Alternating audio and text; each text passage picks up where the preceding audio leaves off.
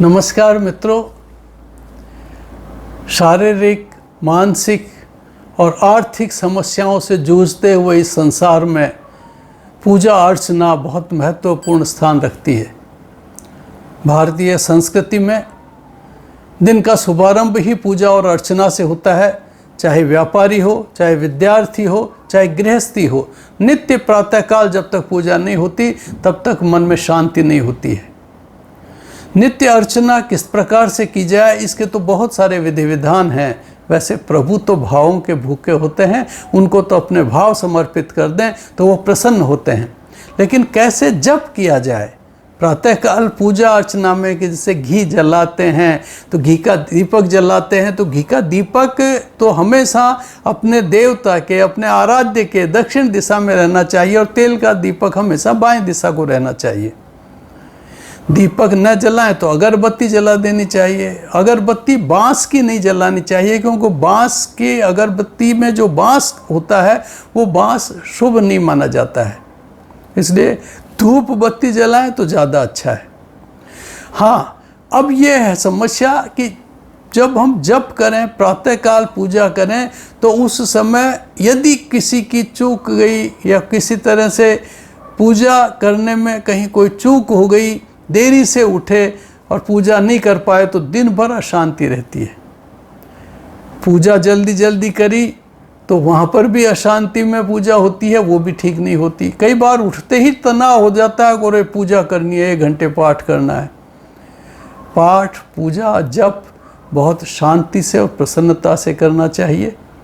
जब तक प्रसन्नता और बहुत अच्छा वातावरण होना चाहिए, स्वच्छ स्थान होना चाहिए, पूर्व की तरफ या उत्तर की तरफ मुंह करके और फिर अपने प्रभु की आराधना करनी चाहिए। पाठ करने चाहिए, जप करने चाहिए। जप करने में ज़रूर कुछ सावधानियां रखनी चाहिए, क्योंकि मंत्र के जप जब हम करते हैं तो उससे हमें बहुत कुछ अपूर्व की अनुभूति होती है और हम जो मानसिक शांति के लिए, आत्मिक शांति के लिए जो जितना भी कार्य करते हैं वो हमारे सफल होते हैं।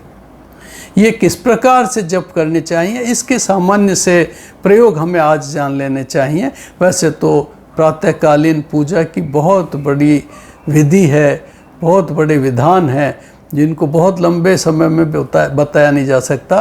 संक्षेप में आज जप कैसे करने चाहिए। जप में हम जब कोई भी हमारे अभीष्ट मंत्र को, गुरु मंत्र को या जिस भी मंत्र को हम जप रहे हों, उस मंत्र को जपने से पहले माला देखनी चाहिए। और माला को हम जब जप करें तो माला पूरी, कि माला 108 मणिये की हो, 54 मणिये की हो या 27 मणिये की हो। यदि माला नहीं है तो हम कर में हाथ कर माला भी कर सकते हैं कि यहाँ से प्रारंभ करें।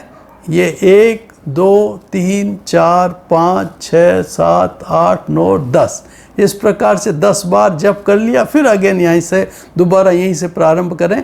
इस प्रकार से ये करमाला भी हम करमाला के द्वारा भी हम जप कर सकते हैं। माला का जब माला से हम जप करें तो 3 तरह से होते हैं जप। एक तो वाचिक, कि मंत्र का उच्चारण करें, ओम नमः शिवाय, ओम नमः शिवाय, ओम नमः शिवाय, इस प्रकार से मन से बोलें। वो सबसे हल्के स्तर का जप कहलाता है, वो कोई बहुत अच्छा जप नहीं कहलाता है। जब जप होता है उसमें एक वाचिक है, एक उपांशु और एक है मानसिक। उपांशु में होठ हिलते हैं, जीभ हिलती है, कि अंदर ही अंदर हम कुछ बोल रहे हैं और होठ भी हिल रहे हैं, जीभ भी हिल रही है। लेकिन जो मानसिक जप होते हैं उसमें न होठ हिलते हैं न जीभ हिलती है और हम अपने अंतर मन में ही जप करते हैं, वो सर्वश्रेष्ठ कहलाते हैं। इसलिए जप हमेशा मानसिक करने चाहिए, पाठ हमेशा वाचिक करने चाहिए। और जब जप करते हैं तो जप करने के बाद जब माला पूरी हो जाती है तो माला को कभी भी ये सुमेरु, जैसे ये सुमेरु है, इसका लंघन नहीं करना चाहिए। जैसे माला जपते जपते जपते जपते अगर सुमेरु वापस आ जाए तो सुमेरु आने पर फिर इसको लंघन नहीं कर, इसको लांघ करके इधर वापस नहीं आना चाहिए। फिर वापस माला जपते जपते आ गया तो फिर इसको इधर से ही वापस लेनी चाहिए। इस सुमेरु का लंघन ठीक नहीं माना जाता है। दूसरी चीज है कि जब जप करते हैं तो माला को कभी भी सबके सामने स्पष्ट नहीं रखनी चाहिए, दिखती हुई नहीं होनी चाहिए। इसको गोमुखी में रखनी चाहिए और गोमुखी में हाथ के अंदर होना चाहिए। और माला की ध्वनि भी नहीं आनी चाहिए, जैसे मणियों की आवाज़ आती है ना, कट कट, वो नहीं आनी चाहिए।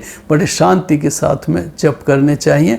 अगर गोमुखी नहीं हो तो कोई वस्त्र डाल लेना चाहिए जिससे कि ये माला दिखाई न दे और हमारा जप शांति के साथ में संपन्न हो।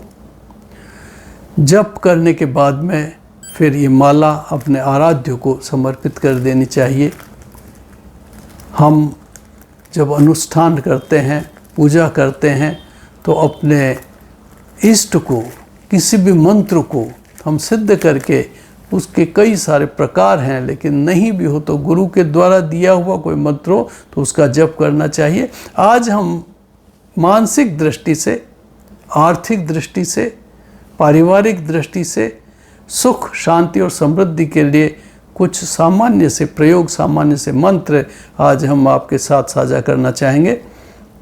ये मंत्र हैं, मंत्र बहुत छोटे हैं, सामान्य हैं, लेकिन यदि इनको नित्य जप किया जाए तो ईश्वर की साक्षात कृपा होती है और मैं समझता हूँ कि सबके लिए बहुत ही कल्याणकारी होगा। ये जप हैं, इनकी 5 मालाएं हमको जपनी चाहिए नित्य। समय बहुत ज़्यादा नहीं लगेगा। एक तो मंत्र है, बीज मंत्र है गम गम गम गम गम। ये मन में ही करेंगे, ये वाचिक नहीं, मन में ही आप गम गम गम करके भगवान गणेश जी का ध्यान करें और एक माला पूरी कर लें। उसके बाद में फिर दूसरी माला करें, ओम शिव ओम, ओम शिव ओम, ओम शिव ओम। इस प्रकार से एक दूसरी माला करें। इसके बाद में फिर तीसरी माला करें, ओम राम रामाय नमः, ओम राम रामाय नमः, ओम राम रामाय नमः, ओम राम रामाय नमः। ये माला करें फिर तीसरी। इसके बाद में फिर वापस ओम शिव ओम, ओम शिव ओम, इसकी एक माला करें और उसके बाद फिर गम गम गम, इसकी माला करें। तो ओम शिव ओम और गम, इनका संपुट हो जाएगा राम रामाय नमः।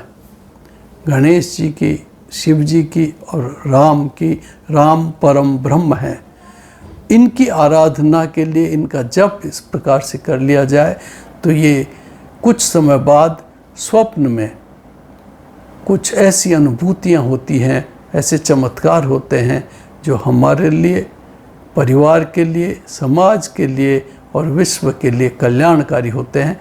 यदि इस प्रकार से हम मानसिक जप करें तो शायद हमें आत्मिक शांति मिलेगी और आप सबका, हम सबका कल्याण होगा। नमस्कार।